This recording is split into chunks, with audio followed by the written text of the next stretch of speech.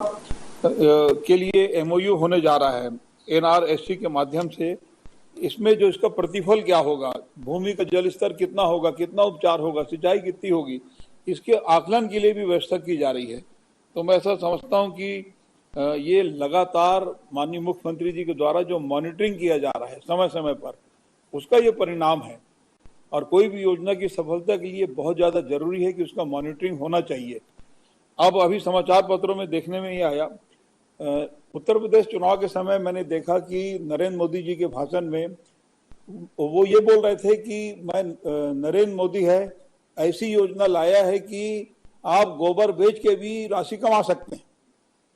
मतलब ऐसी योजना लाया है, यानी छत्तीसगढ़ सरकार की योजना को वो ये बोल रहे थे कि ये नरेंद्र मोदी है, ऐसी योजना लाया है कि आप छत्तीसगढ़ आप गोबर बेच के भी राशि कमा सकते हैं।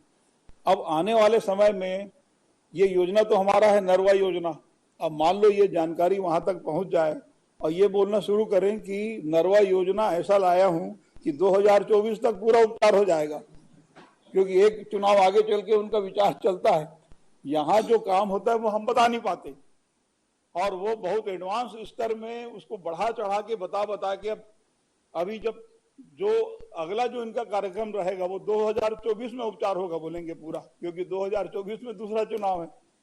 तो कम से कम इसको बहुत ज्यादा प्रचार प्रसार करने की जरूरत है कि ये हमारे छत्तीसगढ़ की योजना है, छत्तीसगढ़ के द्वारा बनाई गई योजना है, जिसमें कम लागत में हम पूरे जमीन का उपचार करते हैं। ना केवल उपचार करते हैं बल्कि जो हमारे नरवा के जो स्रोत हैं उसको पुनर्जीवित करने का भी काम है साफ सफाई के माध्यम से।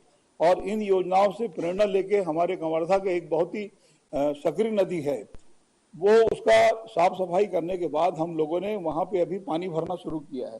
तो कवर्धा का क्षेत्र जो है वो वाटर लेवल ऊपर आया है।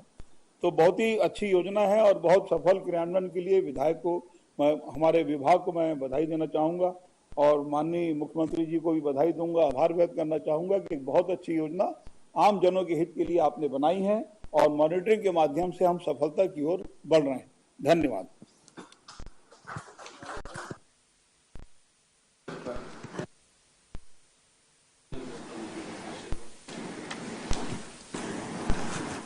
आज के कार्यक्रम में उपस्थित वन मंत्री आदरणीय मोहम्मद अकबर जी, भाई चंद्रदेव राय जी, देवती कर्मा जी, विनोद चंद्राकर जी,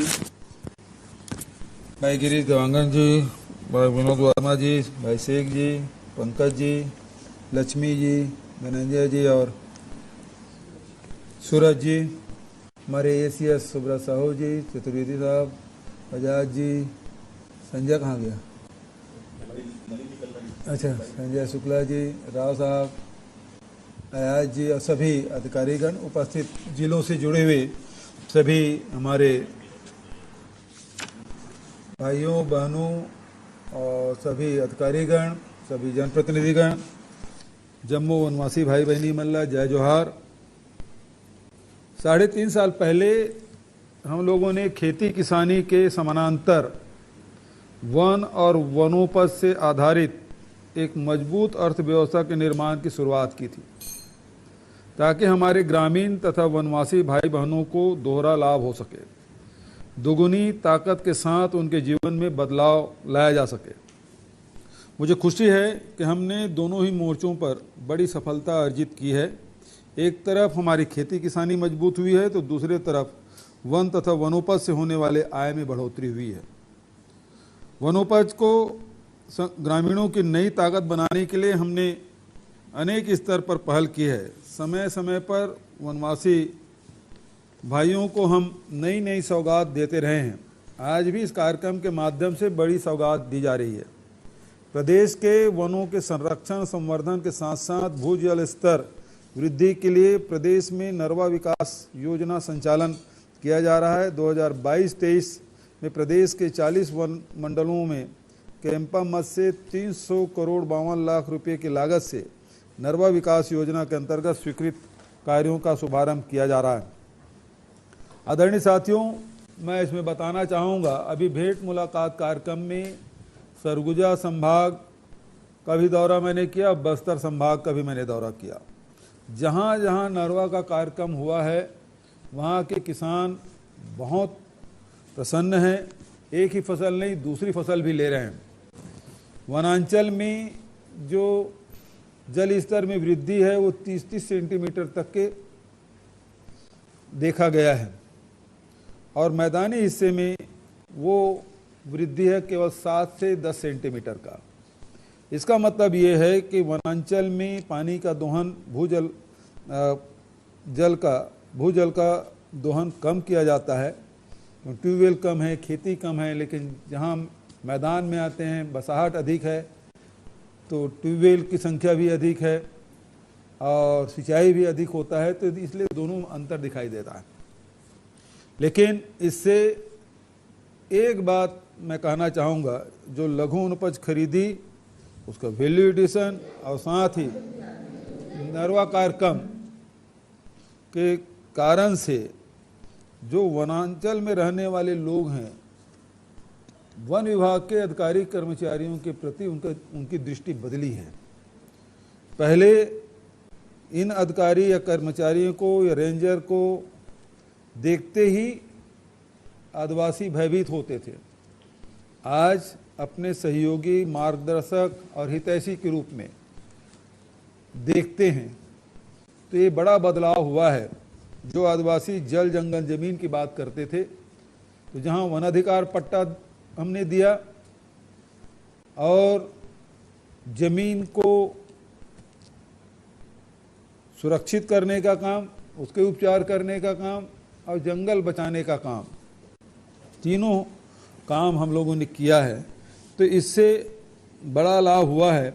लेकिन मैंने देखा कि सूरजपुर में जल स्तर बहुत नीचे है, जबकि पिछले साल नरवा कार्यक्रम में हमको प्रथम स्थान मिला था, राष्ट्रीय स्तर पर पुरस्कार मिला था। उस ज़िले में बहुत ज़्यादा काम करने की ज़रूरत है क्योंकि जल स्तर बहुत नीचे है, तो वहाँ अतिरिक्त आपको प्रोजेक्ट बना के काम करने होंगे। दूसरा उसी प्रकार से सुकमा है,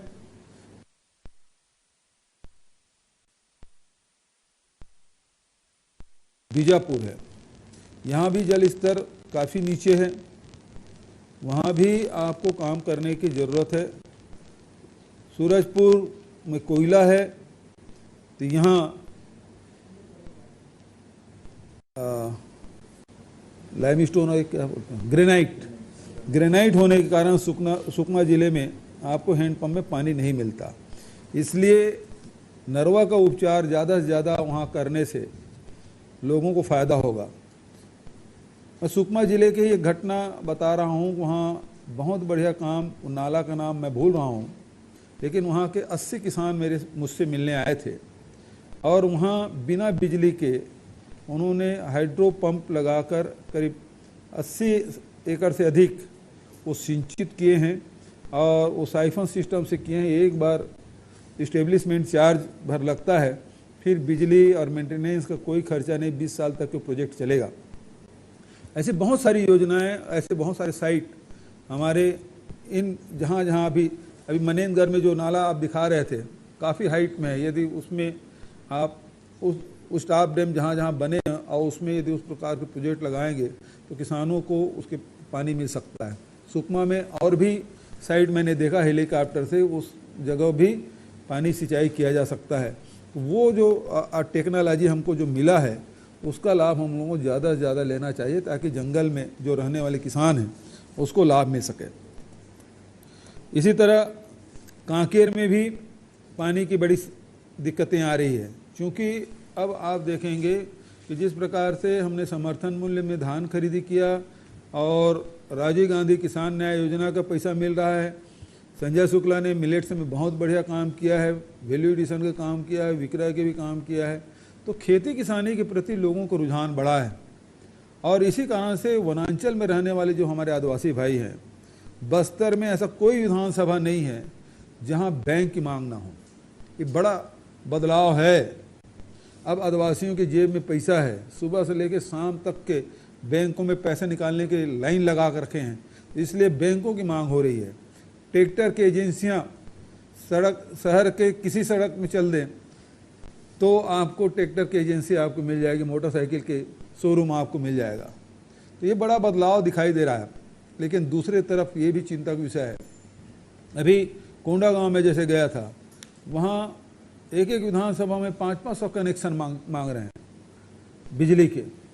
तो बिजली की मांग हो रही है, मतलब ट्यूबवेल हुआ है, तो बोर खनन हुआ है, और वो पंप लगाएंगे, पंप लगा के फिर पानी उलीचेंगे, खेती बढ़ेगी, आय बढ़ेगा, लेकिन उसके साथ साथ दूसरा खतरा है कि हमारा भूजल स्तर नीचे जाएगा, और इसके लिए नरवा प्रोजेक्ट बहुत ज़रूरी है। इसीलिए दोनों को पैरेलल हम लोग चलाए हैं।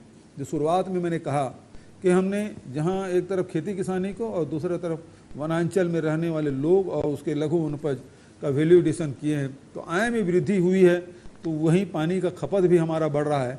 तीसरे तरफ जहाँ नल जल योजना हम लोग शुरू कर रहे हैं, राष्ट्रीय स्तर पर शुरू हुआ है, प्रदेश में भी हमारा शुरू है, तो घर घर में प्रति व्यक्ति 55 लीटर के हिसाब से जब पानी उपलब्ध कराना हमारा लक्ष्य है, तो ऐसे में पानी की ज़्यादा ज़रूरत पड़ेगी।